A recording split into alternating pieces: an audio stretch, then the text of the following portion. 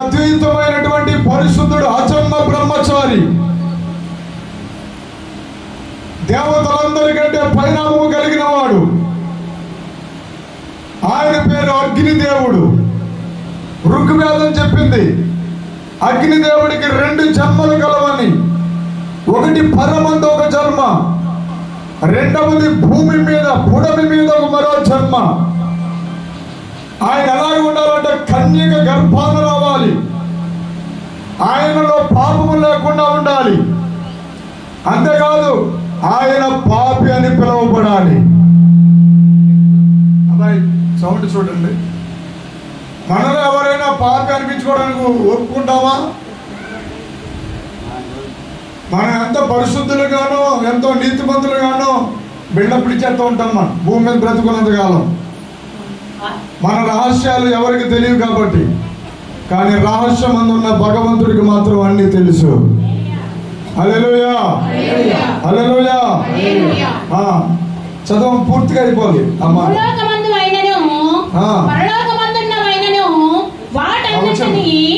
ఆయన ద్వారా తనతో సమాధాన పరుచుకోవడానికి ఇష్టమైంది తండ్రికి. ఆ తండ్రి అంటే అందరూ దేవుడు అంటారు. తెలుగులో దేవుడు, సంస్కృతంలో ఓంకారం, ఇంగ్లీష్లో గాడ్. అబ్బాయి నువ్వు ఒక విషయం తెలుసుకోవాలి. ఓంకారము ఓం ప్రప్రథముగా అంటారు. నాద బ్రహ్మము, నాద శరీరుడు, సశరీరుడుగా భూమి మీదకి వచ్చిన ఏకైక పరమాత్ముడు నా ప్రభు అయిన యేసుక్రీస్తు. హల్లెలూయా, హల్లెలూయా. 210 దేశాల్లో భారతదేశానికి ఉన్న సంస్కృతము, భక్తి చాలా శ్రేష్టమైనది. అన్ని దేశాల్లో ఉన్న విగ్రహారాధన వేరు, మన దేశంలో ఉన్న విగ్రహారాధన వేరు. మన దేశంలో ఉన్న విగ్రహారాధన మొట్టమొదటి విగ్రహాన్ని చేసుకుంటారు. ఎందుకు విగ్రహాన్ని చేసుకుంటారంటే తనకి నిగ్రహం రావాలని. నిగ్రహం వచ్చిన తర్వాత ఆత్మ నిగ్రహం వస్తుంది, ఆత్మ సాక్షాత్కరిస్తుంది. ఆ తర్వాత భక్తుడికి ఆ విగ్రహంతో పని ఉండదు, ఆత్మతో పని ఉంటుంది. చప్పట్లు కొట్టి. అందుకే భారతదేశంలో ఎక్కువ బాబాలు, స్వామీజీలు ఎక్కువ కనబడతారు. ఎందుకో తెలుసా? వారిగా ఒక స్థాయికి వచ్చిన తర్వాత వారికి ఇంకా విగ్రహంతో పని లేదు, గుడితో పని లేదు. వారే అహం బ్రహ్మస్మి అంటారు. హల్లెలూయా. అక్కడితో బాగుంది. హల్లెలూయా. చూడండి, మహర్షులు అంటారు. మహర్షులు ఏం చేస్తారు? తపస్సు చేస్తారు. ఈ దినాల్లో కూడా క్రైస్తవుడు అంటే అగ్నిని కలిగిన వాడు, క్రీస్తుని కలిగిన వాడు. మహర్షి ఏమో తపస్సు చేస్తున్నాడు అడవిలో, క్రైస్తవుడేమో ప్రార్థన చేస్తున్నాడు గదిలో. దానికి దీనికి రెండింటికి తేడా ఏమీ లేదు. హల్లెలూయా. చెప్పండి. ప్రార్థనే పరిస్థితిని మార్చేస్తుంది. ఈరోజు మన మధ్యలో పెళ్లి కుమారుడు, పెళ్లి కుమార్తె, సాల్మన్ రాజు, ఎస్తేరు బిడ్డ, వారిద్దరు ఈ ప్రసంగం ఎప్పుడవుతుందా, మాకు పెళ్లి ఎప్పుడు చేస్తారని ఎదురు చూస్తున్నారు. అలాగే మీరు కూడా ఎలాగ ఎదురు చూస్తున్నారంటే గవర్నమెంట్ పెళ్లి చేస్తే మనం కూడా భోజనం చేసి రెండో కూటానికి సిద్ధపడదాం అని మీరు ఎదురు చూస్తున్నారు. దీంట్లో ఈ గ్రూపులో కొంతమంది వివాహానికి వచ్చిన బిడ్డలు ఉన్నారు, తర్వాత అభిషేక కూటానికి వచ్చిన పిల్లలు కూడా ఉన్నారు. చప్పట్లు కొట్టి హల్లెలూయా. కలుగోగలడు చెప్పండి. చూడండి, ఆది కాండంలో ప్రారంభమవుతుంది పెళ్లి, మొదటి పెళ్లి. హల్లెలూయా. అబ్బాయి పెళ్ళి అన్నప్పటికి చాలా సరదా. ముసలోని 100 సంవత్సరాలు ముసలోని వెళ్ళి అబ్బాయి తాత పెళ్లి చేసుకుంటావా అని అడిగితే అతను ఏమన్నాడు తెలుసా? పెళ్ళొద్దో అని అంటారు. పెళ్ళి తర్రలాక అంటాడు. అంటే పెళ్ళి అంత ఇంట్రెస్ట్ అనమాట. మీకు ఒక విషయం చెప్తున్నాను. ప్రపంచములో, పంచభూతాలలో, విశ్వములో శ్రేష్టమైన అందాన్ని అవ్వములోనికి సమకూర్చి ఆదాము దగ్గర తీసుకొచ్చాడు. చప్పట్లు కొట్టి. అందుకే అందము అంటే స్త్రీ. హల్లెలూయా. ఆ స్త్రీ కోసము ఆదాము ఎలాగైతే పడేయాడో స్త్రీని బయటికి తీయడానికి ఎలాగైతే చేర్చబడిందో, అలాగే ఈరోజు హల్లెలూయా హల్లెలూయా నా యేసయ్య చేర్చబడ్డాడు. మీ అందరికీ తెలియని రహస్యం అదే. యేసుబాబు అంట ఆయన సిలువేసేసాడంటే ఆ దేవుడు మరి అందరి పాపులు అంటారేంటి? గుడికి వెళ్ళే వాళ్ళందరూ పాపులు అంట, దేవుడు నమ్ముకున్న వాళ్ళందరూ పాపులు అని చాలా బిల్డప్ ఎత్తుంటాడు ఒకడొకడు. అది పూర్తిగా తెరగా అబ్బాయి నా యేసయ్య దేవతలకును దేవదూతలకును భూమి మీద ఉన్నటువంటి నరులకును మానవులకును ఒకే ఒక రక్షకుడిగా దిగి వచ్చాడు. చప్పట్లు కొట్టి హల్లెలూయా. ఈరోజు నేను ఒకటే చెప్తున్నాను, సర్వ పాప పరిహారం రక్త ప్రోక్షణం ఆవశ్యకం, తద్రక్తమైన పుణ్యదాన బలియాగం అన్నారు. ప్రపంచంలో ఏ దేశంలో లేదా శ్లోకము, భారత ఖండంలోనే ఉంది ఆ శ్లోకం. రక్తం కావాలి, రక్తం చిందిస్తారు. హల్లెలూయా. పరమాత్ముడు మాత్రమే రక్తం చిందించాలి. అలాంటి దేవుడు నువ్వు వెతుక్కో. ఈ భూమి మీద బతుకున్నంత కాలం 100 సంవత్సరాలలో నువ్వు ఎప్పుడైనా సరే శాంతించాను రక్తము చిందించాలి. ఆ రక్తం కూడా పరిశుద్ధమైన రక్తమై ఉండాలి. హల్లెలూయా. అంతేకాదు ఆయనకు ఒక నామం ఉంటుంది. ఆ నామము నిన్ను రక్షించే విధంగా ఉండాలి. నువ్వు ఏ దేవుడు ఆరాధిస్తావో చూసుకో, ఏ దేవతను ఆరాధిస్తున్నావో చూసుకో బిడ్డ. ఆ దేవత పేరులో రక్షణ ఉండాలి. ఏమన్నా చెప్పండి. బొద్దు దగ్గర కోసం సేవకు రాలేదు నేను. హల్లెలూయా హల్లెలూయా.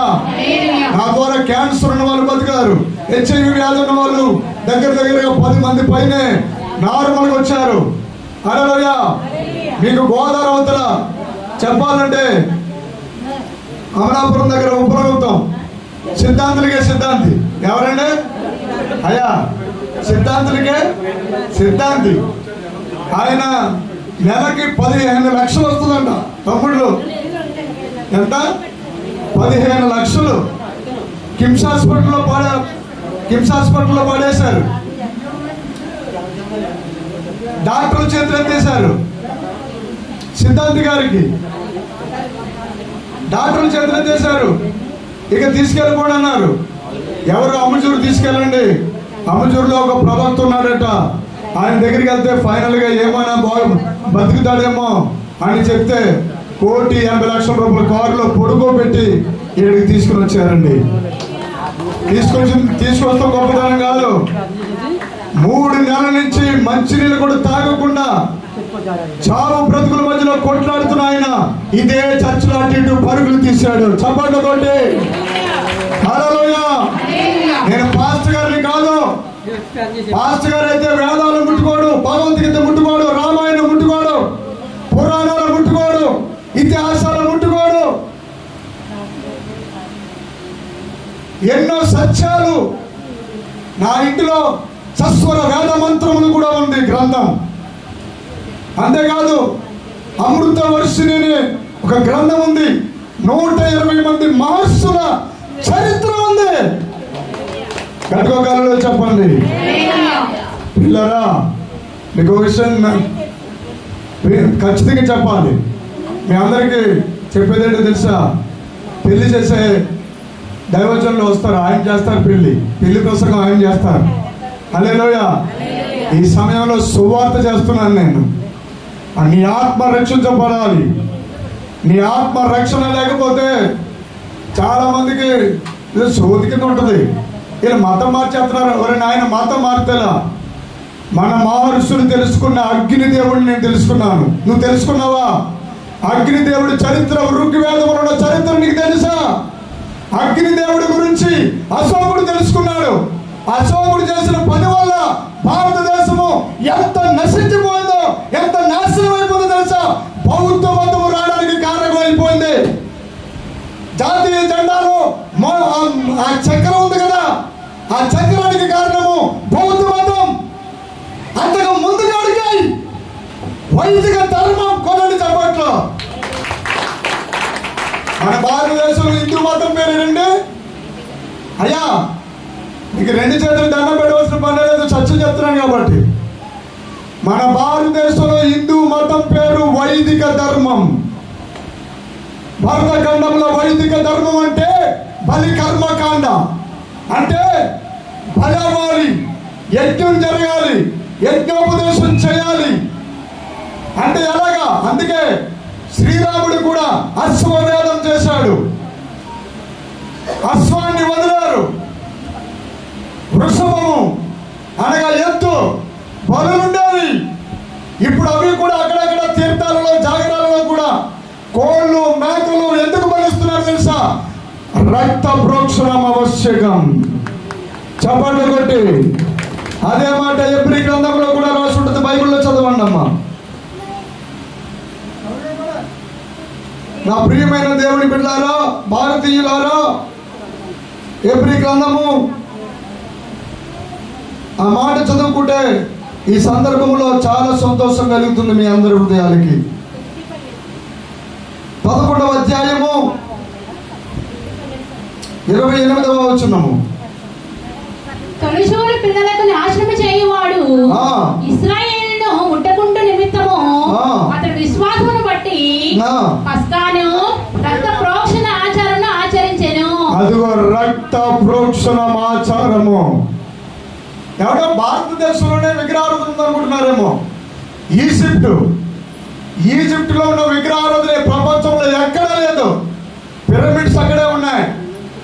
ప్రపంచ దేశం అంతా విగ్రహారాధన ఉంది, విగ్రహాన్ని ఆరాధించే కార్యక్రమం ఉంది. కానీ నా భారతదేశంలోనే ఒక అద్భుతమైన కార్యక్రమం ఉంది. మొదటి మెట్టు, రెండవ మెట్టు, మూడవ మెట్టు. మొదటి మెట్టులో విగ్రహాన్ని ఆరాధిస్తాడు మానవుడు. ఆ తర్వాత రెండో మెట్టు కాడికి వెళ్ళినప్పటికీ ఆత్మలో శుద్ధీకరణ, అంతరాత్మ పరిశోధన చేసుకుంటాడు. అక్కడికి వారి బాబా కింద, స్వామీజీ కింద, మహర్షి కింద, ఋషి కింద మారిపోతారు, మునీశ్వరులు అయిపోతారు. అదే సత్యము. మూడవ స్థానము ఆత్మలో లీనమైపోయి అంతరాత్మలో పరమాత్మ ఏకమైపోతారు. కొట్టండి చప్పట్లు. హల్లెలూయా. అదే పని బైబిల్ చెప్తుంది, అదే పని క్రైస్తవుడు చేస్తున్నాడు. హల్లెలూయా. ఏమంటే మీకు విషయం చెప్పనా? మురికి బట్టలు ఉంటాయా ఉండవా? ఉంటాయి. అదేవిధంగా ఉతికేసిన బట్టలు, నలిగిపోయిన బట్టలు ఉంటాయా ఉండవా? ఉంటాయి. ఉతికేసిన బట్టలు, నలిగిపోయిన బట్టలు ఉన్నంత మాత్రాన, అవి వేసుకున్నంత మాత్రాన ఆనందం ఉంటాయా? చెప్పరే. ఏమంటే టైలర్ గారు నడిపేసి మళ్ళీ ఉతికేసి కుట్టేసిన తర్వాత ఇస్త్రీ చేస్తారు. ఏమంటే దైవజన వస్తాను అందరూ చప్పట్లు కొడతాం. హల్లెలూయా. అలాగే అందరు కూర్చోండి అమ్మా. అలాగే వస్త్రము మన ఆత్మ. హల్లెలూయా. మీ అందరికీ చెప్పేది అదే. వారి వివాహం చేసుకుంటున్నారు కదా, వివాహం చేయబోయే దైవజనులు కూడా మీకు మధ్యలో వచ్చారు. నేను ముగిస్తాను. ఈ వస్త్రానికి పెళ్లికి లింక్ ఏముందయ్యా బాబు అని నువ్వు అడగచ్చు. వారు భార్య బిడ్డలుగా స్త్రీ పురుషులు ఏకమవబోతున్నారు. వారి తల్లిదండ్రులను విడిచిపెట్టి నేటి నుంచి వారిద్దరూ ఏకమవుతారు. అలాగే అబ్బాయి, ఏదో ఒక రోజున ఈ ఇల్లులో నుంచి మన ఆత్మ బయటికి వస్తుంది అని. అప్పుడు మరో ప్రపంచం నీకు కనబడుతుంది.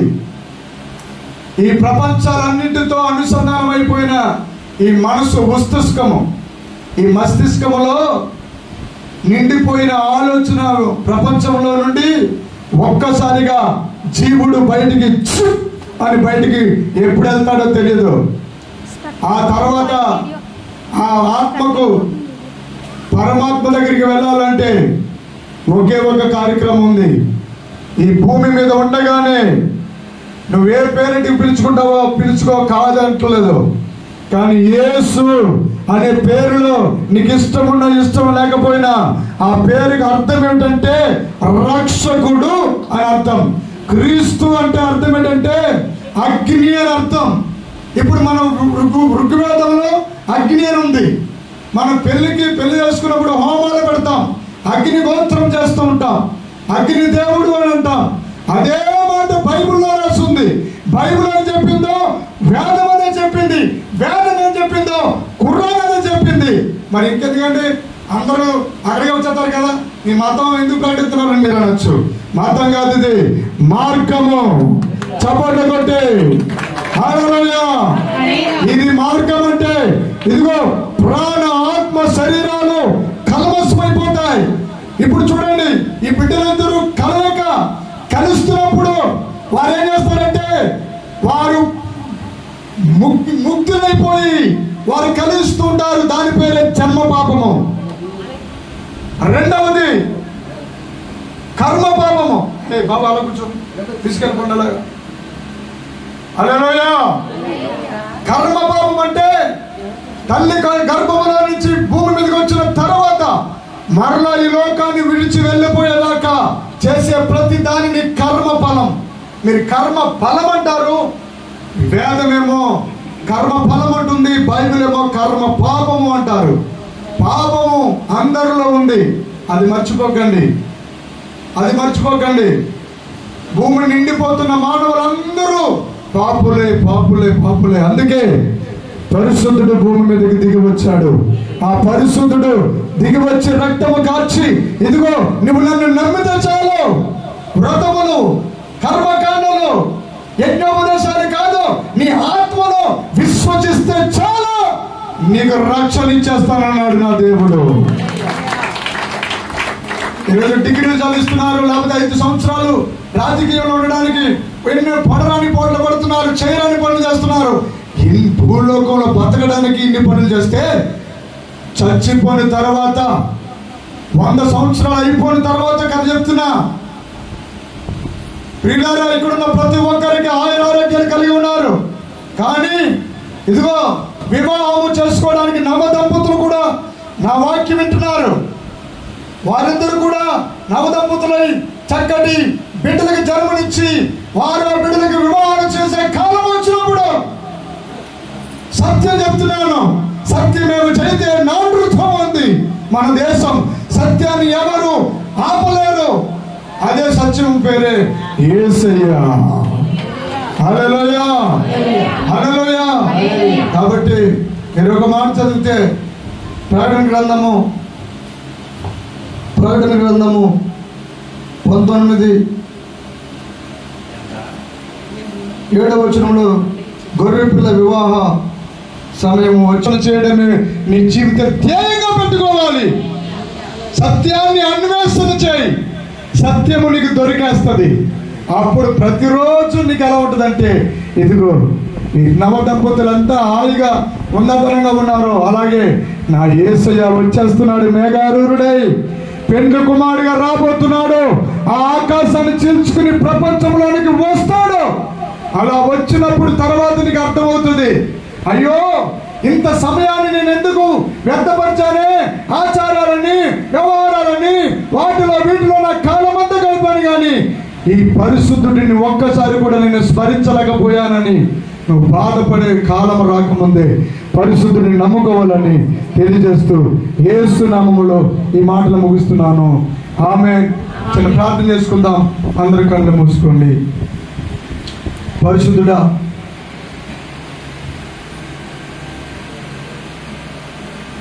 మా మధ్యలో మన పాస్టర్ గారు వచ్చి ప్రార్థన చేస్తారు. ప్రియులా ప్రార్థన చేస్తారు. పరిశుద్ధుడా, అందరూ కన్నులు మూసుకుని విన్న వాక్యాన్ని బట్టి ఘనమైన వివాహము శ్రేష్టమైనది,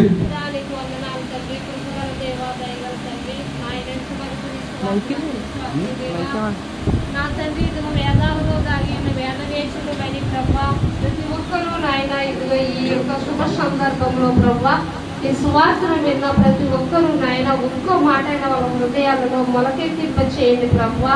నువ్వు నిజమైన దేవుడు, లోకరక్షకుడు తండ్రి. రక్త ప్రోక్షణ చేయడానికి లోకానికి బలిగాని వచ్చావు ప్రభా. ఈ లోక కళ్యాణార్థమైన దిగి వచ్చావు ప్రభా. నా తండ్రి యేసయ్యా నీ స్తోత్రాలు తండ్రి. ఇంతవరకు నీ వాక్యాన్ని అందించిన దైవజనులు బలపరిచేది వందనాలు. వచ్చిన దైవజనులు ఇదిగో ప్రభువా ఆయన దేవ సహాయంగా బలపరిచి ప్రభా నీ శక్తితో అభిషేకంతో నడిపించి వివాహం అంతా ఎంతో ఘనంగా గంభీరంగా ఆశీర్వాదకరంగా జరిగించమని యేసుక్రీస్తు నామములో అడుగుచున్నాము తండ్రి. ఆమేన్.